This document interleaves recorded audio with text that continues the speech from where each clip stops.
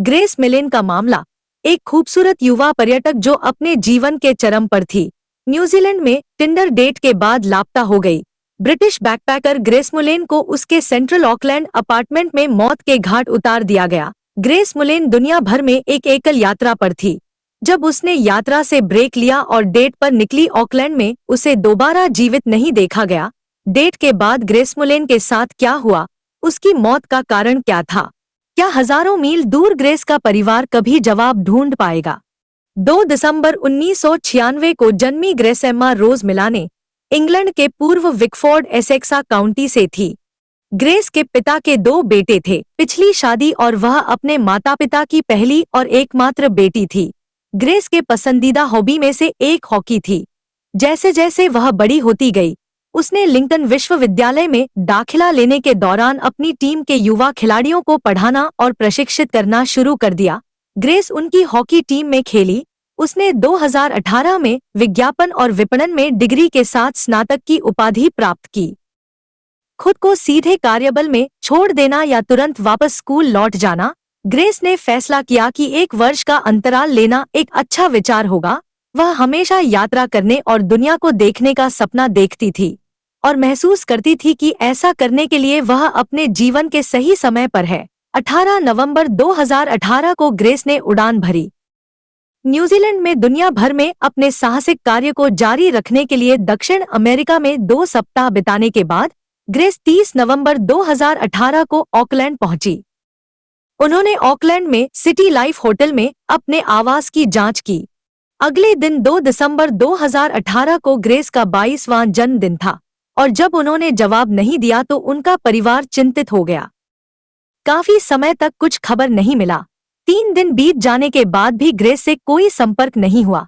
इसलिए उनके परिवार ने ऑकलैंड में अधिकारियों को उनकी लापता बेटी के बारे में सचेत किया। कोई भी संदेश नहीं दिया गया। उसके माता पिता के कॉल जांचकर्ताओं ने 5 दिसंबर को ग्रेस के लापता होने की जांच शुरू कर दी। अगले दिन 6 दिसंबर को अधिकारियों ने घोषणा की कि उनके पास इस मामले में एक संदिग्ध है। हालांकि वह व्यक्ति उनकी हिरासत में था, जांचकर्ता अभी तक एक नाम का खुलासा नहीं कर सके।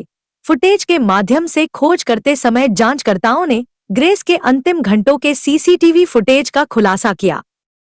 1 दिसंबर 2018 को उसकी हत्या करने वाले व्यक्ति सहित होटल की वीडियो निगरानी में ग्रेस को शाम 5:37 पर लॉबी में एक क्रिसमस ट्री की तस्वीर खींचने के बाद इमारत से बाहर निकलते हुए कैद किया गया। विभिन्न व्यावसायिक सुरक्षा कैमरों ने ग्रेस को उसके स्काई सिटी और ऑकलैंड डाइनिंग के लिए एक मनोरंजन परिसर में खरीदारी करते हुए शाम 5:47 बजे वीडियो निगरानी में कैद कर लिया। स्काई सिटी में दिखाया गया है कि ग्रेस एक आदमी को गले लगा रही है, जिसे बाद में जांचकर्ताओं ने एशर किलर जेसी कैम्पसन की पहचान कर ली। फिर दोनों ब्लूस्टोन रूम में पहुंचने से पहले कई बार जाते हुए वीडियो में कैद हो गए, जबकि बार में जांचकर्ताओं ने कैमरे पर देखा कि जेसी ने ग्रेस के पर्स को खंगाला और उसे वापस मेज पर रख दिया। लगभग 9:40 के सीसीटीवी फुटेज में ग्रेस और जेसी को ब्लूस्टोन रूम से निकलते हुए देखा गया है और वे एक दूसरे के चारों ओर अपनी बाहें डाले हुए थे। वे सिटी लाइफ बिल्डिंग की दिशा में चल रहे थे। वीडियो टेप फुटेज में जेसी और ग्रेस को लिफ्ट के माध्यम से लॉबी में और तीसरी मंजिल तक जाते हुए कैद किया गया था। तीसरी मंजिल पर लिफ्ट छोड़ने के बाद ग्रेस की वह उसकी आखिरी जीवित तस्वीरें हैं। उसके शहर के जीवन भवन को छोड़ने का कोई फुटेज या सबूत नहीं था। ग्रेस के गायब होने की जांच कर रही पुलिस हैरान है। उन्होंने उसके कमरे और होटल में खोजबीन की, लेकिन वीडियो फुटेज में अभी तक ग्रेस का कोई संकेत नहीं मिला। ग्रेस को होटल से बाहर निकलते हुए कभी नहीं देखा गया। आखिर ग्रेस इमारत से बाहर कैसे निकली ये अभी जानना बाकी था।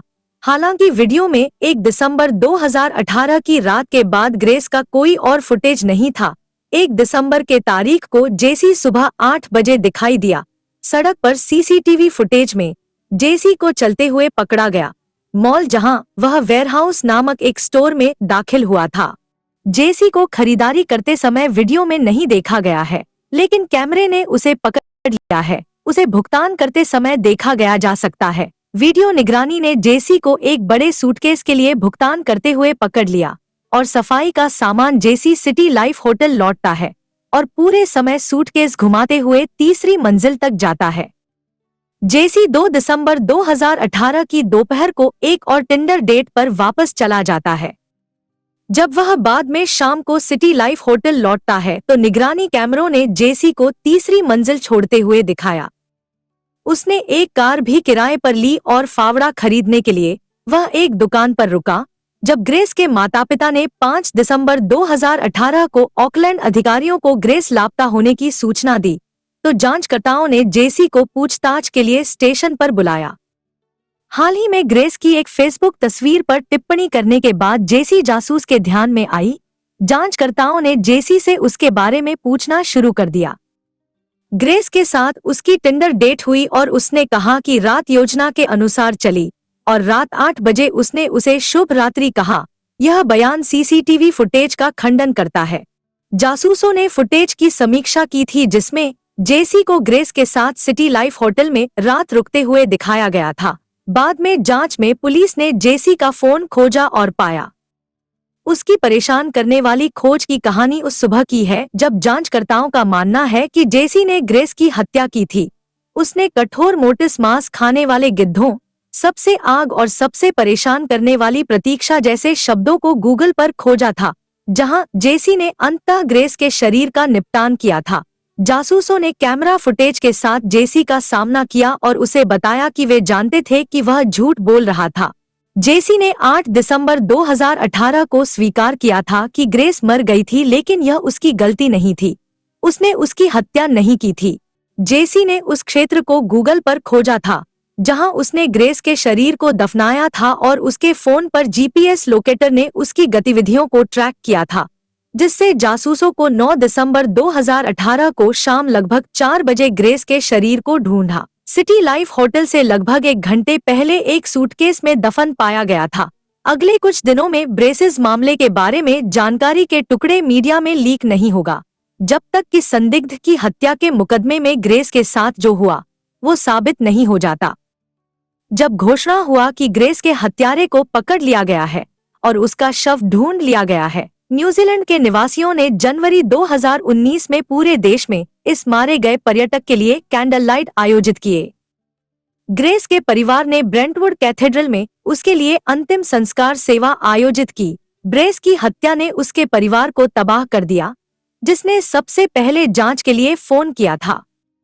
अब उन्हें जनवरी 2019 में उसे दफनाना पड़ा। जेसी ने ग्रेस की हत्या के लिए दोषी नहीं होने का वादा किया। उसका मुकदमा लगभग 1 साल बाद होगा। मुकदमा अदालत की तारीख से 3 सप्ताह पहले चला। जांचकर्ताओं और अभियोजकों ने कभी भी जेसी का नाम जारी नहीं किया। संदिग्ध का नाम बरकरार रखा न्यूजीलैंड में एक गुप्त प्रथा है और वे किसी मामले की अखंडता की रक्षा करते थे ताकि मीडिया जूरी सदस्यों को प्रभावित न करे। मुकदमा 3 सप्ताह बाद समाप्त हुआ, लेकिन इससे पहले नहीं कि बचाव पक्ष ने कहा कि ग्रेस की मौत असभ्य लेकिन सहमति से किए गए संभोग के परिणामस्वरूप हुई। अभियोजकों द्वारा प्रस्तुत किए गए सबूतों ने जूरी को संकेत दिया कि ग्रेस की है मौत आकस्मिक थी, लेकिन अगर जेसी ने जानबूझकर ग्रेस की हत्या नहीं की थी तो उसने उसकी मौत को छुपाने के लिए कदम क्यों उठाए। अभियोजकों ने जूरी सदस्यों को उस मनहूस शाम की बैठक से पहले जेसी और ग्रेस के बीच टिंडर संदेश भी दिखाए। जेसी लगातार आक्रामक रूप से ग्रेस से उस रात मिलने के लिए कह रही थी। जोरिस ने जेसी को ग्रेस का दोषी घोषित कर दिया। हत्या के 5 घंटे के विचार विमर्श के बाद उन्होंने उसे आजीवन कारावास की सजा सुनाई। न्यूजीलैंड के प्रधानमंत्री ने ग्रेस के परिवार को एक बयान भेजा जिसमें उन्होंने अपनी बेटी के नुकसान के लिए माफी मांगी और कहा कि ग्रेस को न्यूजीलैंड में बचाया जाना चाहिए था।